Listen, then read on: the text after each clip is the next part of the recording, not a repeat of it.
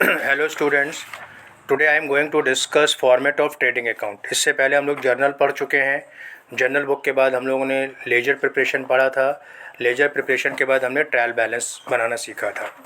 Trial balance जब बन जाता है तो ट्रायल बैलेंस में हमारे पास ईयर एंड के हर एक लेजर अकाउंट के बैलेंसेस आ जाते हैं। अब इन लेजर अकाउंट के ट्रायल बैलेंसेस को हमें ट्रेडिंग अकाउंट, पीएल अकाउंट और बैलेंस शीट में डालना होता है। तो आज मैं जो डिस्कस करने जा रहा हूँ फॉर्मेट ऑफ ट्रेडिंग अकाउंट, क्योंकि जब आप फाइनल अकाउंट्स बनाओगे तो सबसे पहले आपको ट्रेडिंग अकाउंट बनाना होगा, उसके बाद प्रॉफिट एंड लॉस अकाउंट बनाना होगा और सबसे लास्ट में आपको बैलेंस शीट बनानी होगी। ठीक है, फॉर्मेट ऑफ ट्रेडिंग अकाउंट को देखिए कैसे बनता है। टॉप पे आपको हेडिंग डालनी होगी trading account for the year ended, यानी कि ये जो ट्रेडिंग अकाउंट हम बना रहे हैं कौन से साल के लिए बना रहे हैं। तो ये टॉप की हेडिंग हो गई trading account for the year ended, suppose 31 मार्च 2020।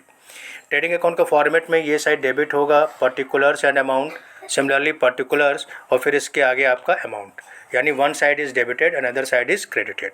ये जो डेबिट साइड वाले आइटम्स होंगे सारे आपके एक्सपेंस वाले होंगे और जो इधर क्रेडिट साइड पे आइटम्स आ रहे होंगे इस साइड पर, ये सारे आइटम्स आपके इनकम वाले आइटम्स हो जाएंगे। ठीक है, ये साइड आपकी क्रेडिट रिप्रेजेंट करेगी और इधर हम इनकम। ट्रेडिंग अकाउंट जैसे कि मैं पहले ही आपको एक्सप्लेन कर चुका हूँ, बेसिकली ट्रेडिंग अकाउंट में हम सिर्फ परचेज और सेल से रिलेटेड आइटम्स को ही रिकॉर्ड करते हैं। मींस बिजनेस को रन करने के लिए जो एक्सपेंसेस होते हैं वो पीएल अकाउंट में जाते हैं, but all direct expenses comes under trading account and these are all belonging to या related to your sales and purchase items. Trading account में सबसे पहला आइटम यू कैन सी, पहले मैं डेबिट आइटम सारे डिस्कस कर रहा हूँ। ट्रेडिंग अकाउंट का very first item is opening stock. Opening stock का मतलब क्या होता है, आप सबको पता है कि बिजनेस अपनी जो फाइनल ईयर की बुक्स बनाता है वो 1 साल के बाद बनाता है। तो every financial year starts as on 1 April and ends as on 31 March. Clear. तो जो फर्स्ट, सपोज करिए कि मैं इस फाइनेंशियल ईयर की बात करूं तो ये आपका कब स्टार्ट हुआ है, 1 अप्रैल 2020 को, और ये कब क्लोज होगा, 31 मार्च 2021 को। तो 1 अप्रैल 2020 को जो बिजनेस के पास स्टॉक था बेचने के लिए उसको हम क्या नाम दे देते हैं, opening stock. After that purchases, पूरे साल में बिजनेस ने क्या क्या परचेज करे गुड्स बेचने के लिए वो डेबिट होंगे। परचेज रिटर्न माइनस हो जाएगा तो आउटर कॉलम में यहाँ पे आपके पास नेट परचेज आ जाएगी। Clear. After that wages, wages और सैलरीज में फ़र्क होता है। Wages are normally paid to unskilled person while salaries are paid to skilled person. तो वेजेस हम मान लेते हैं लेबर कैटेगरी के लोगों को पे की जा रही है तो इसलिए ट्रेडिंग अकाउंट में आएगी, और सैलरीज अगर होगी तो ये पीएल अकाउंट में जाएगी। Wages and salaries, be careful, अगर पहले वेजेस लिख के आ रहा है तो ट्रेडिंग में डालेंगे, अगर पहले सैलरीज एंड वेजेस लिख के इस तरह से आ रहा है तो इसको पीएल में डालेंगे। अगर सिंपल वेजेस है फिर तो कोई प्रॉब्लम नहीं है, लेकिन अगर वेजेस एंड सैलरीज है तो फर्स्ट आइटम क्या है, वेजेस, तो इसको हम कहाँ लेके जाएंगे, ट्रेडिंग में। फिर इसके बाद आप देखिए carriage on purchases. I already told you कि when you purchase the goods तो you have to pay the transport charges. तो ये दैट ट्रांसपोर्ट चार्जेस की गुड्स सप्लायर से आपकी शॉप तक आ रहा है, इस बीच में जो भी डिस्टेंस ट्रक या एयर कैसे भी करके सामान आया वो जो आपको भाड़ा पे करना पड़ा, that is called carriage on purchases. Purchase के ऊपर जो ट्रांसपोर्टेशन पे करते हैं वो ट्रेडिंग का पार्ट होता है, और सेल्स के ऊपर जो ट्रांसपोर्टेशन पे करते हैं वो पीएल का पार्ट होता है। Both are the expenses. फिर other direct expenses, gas, fuel and power, क्योंकि हम अलग से मैन्युफैक्चरिंग अकाउंट नहीं बना रहे तो फैक्ट्री के भी कोई अगर एक्सपेंसेस हैं तो वो भी हम कहाँ पे डाल रहे हैं, ट्रेडिंग अकाउंट में। ठीक है। फ्रेट, ऑक्ट्राई एंड कार्टेज, एक शहर से दूसरे शहर में सामान जाता है, जो चुंगी वगैरह होती हैं, टोल टैक्स वगैरह आपको पे करना पड़ता है, वो सारे एक्सपेंसेस आपके यहाँ पे आ जाएंगे। Next, manufacturing expenses, productive expenses. If you are having factory, पहले आप चीज़ को मैन्युफैक्चर कर रहे हो और फिर उसके बाद उसको फिनिश फॉर्म में लाके शॉप तक लेके जा रहे हो, तो उस केस में भी अगर फैक्ट्री एक्सपेंसेस हैं तो उसको भी हम कहाँ डालेंगे, ट्रेडिंग अकाउंट में, क्योंकि आपके सिलेबस में मैन्युफैक्चरिंग अकाउंट नहीं है, ट्रेडिंग अकाउंट से स्टार्टिंग है। तो अगर कोई मैन्युफैक्चरिंग या फैक्ट्री एक्सपेंस भी आता है तो उसको भी आपको कहाँ पे शो करना होगा, ट्रेडिंग अकाउंट में। नेक्स्ट, कस्टम और इम्पोर्ट ड्यूटी। आप सामान किसी बाहर से मंगा रहे हो, ठीक है, तो कस्टम ड्यूटी पे करनी पड़ रही है, ठीक है, आउटसाइड इंडिया से मंगा रहे हो और आपको इम्पोर्ट ड्यूटी पे करनी पड़ रही है।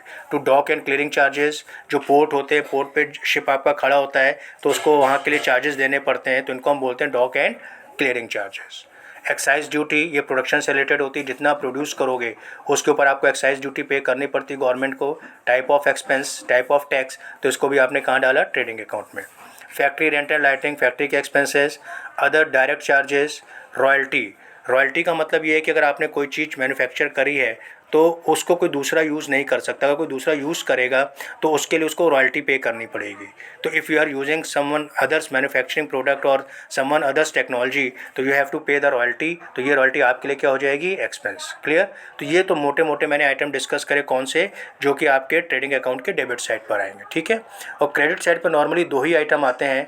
नंबर 1 सेल्स और then sales return. Sales is your income, क्योंकि इसमें प्रॉफिट छिपा होता है, और सेल्स रिटर्न कस्टमर जो सामान आपको वापस कर देता है खरीदने के बाद, तो वो आपके लिए क्या हो जाता है, sales return. And lastly here it will come closing stock. फिर आप क्या करोगे, ट्रेडिंग अकाउंट का फॉर्मेट कंप्लीट हो गया। आप बोथ साइड का टोटलिंग का चेक करोगे, किस साइड का टोटल ज़्यादा आ रहा है। सपोज़ करिए इनकम का टोटल ज़्यादा आ रहा है, तो आप क्या करोगे, इस इनकम के टोटल में से ये सारे एक्सपेंसेस जो आपने 1 बाय 1 रिकॉर्ड किए हैं इनको माइनस करोगे, तो here you will get the balancing figure. This balancing figure is called gross profit. ठीक है। ये देखिए, ये यहाँ पे ये जो लिख के आ रहा है, this balancing figure is called gross profit, और ये gross profit transfer to profit and loss account. इस जीपीए प्रॉफिट को, ग्रॉस प्रॉफिट को हम कहाँ ट्रांसफ़र कर देंगे, प्रॉफिट एंड लॉस अकाउंट में। क्लियर। एक और इम्पॉर्टेंट चीज़ आपको बता दूं, जैसे कि कई बार आता है क्वेश्चन में कि calculate cost of goods sold. तो कॉस्ट ऑफ गुड्स सोल्ड का ट्रेडिंग अकाउंट से फॉर्मूला बना हुआ है, इसलिए मैं आपको इससे समझा रहा हूँ। कॉस्ट ऑफ गुड्स सोल्ड का वेरी सिंपल फॉर्मूला कि अगर हम नेट सेल्स में से अपना ग्रॉस प्रॉफिट की फिगर को माइनस कर दें, तो ये जो बचा हुआ हिस्सा है, this is nothing, this is cost of goods sold. Clear. तो यानी कि सेल्स माइनस ग्रॉस प्रॉफिट, एक फॉर्मूला आपका ये बन गया कॉस्ट ऑफ गुड्स सोल्ड का। और दूसरा फॉर्मूला लेंदी फॉर्मूला, उसमें कॉस्ट ऑफ गुड्स सोल्ड का means whatever you are going to sell, उसकी कॉस्ट बिजनेस को क्या आ रही है। तो अगर सेल्स से हम प्रॉफिट का पोर्शन हटा दें तो बचा हुआ हिस्सा क्या होता है, कॉस्ट। इसको दूसरी तरह से कैसे प्रेजेंट कर सकते हैं, कॉस्ट ऑफ गुड्स सोल्ड को opening stock plus purchases plus other direct expenses and minus closing stock. Clear. अब आपने क्या किया, सेल्स और जीपी को छोड़ दिया और बाकी चीज़ों को शामिल कर लिया फॉर्मूले में, तो ये क्या बन गया, कॉस्ट ऑफ गुड्स सोल्ड। तो कॉस्ट ऑफ गुड्स सोल्ड इसलिए इंपॉर्टेंट है, कई बार क्वेश्चन इसके ऊपर आता है। तो कॉस्ट ऑफ गुड्स सोल्ड के दो फॉर्मूले हमने पढ़े।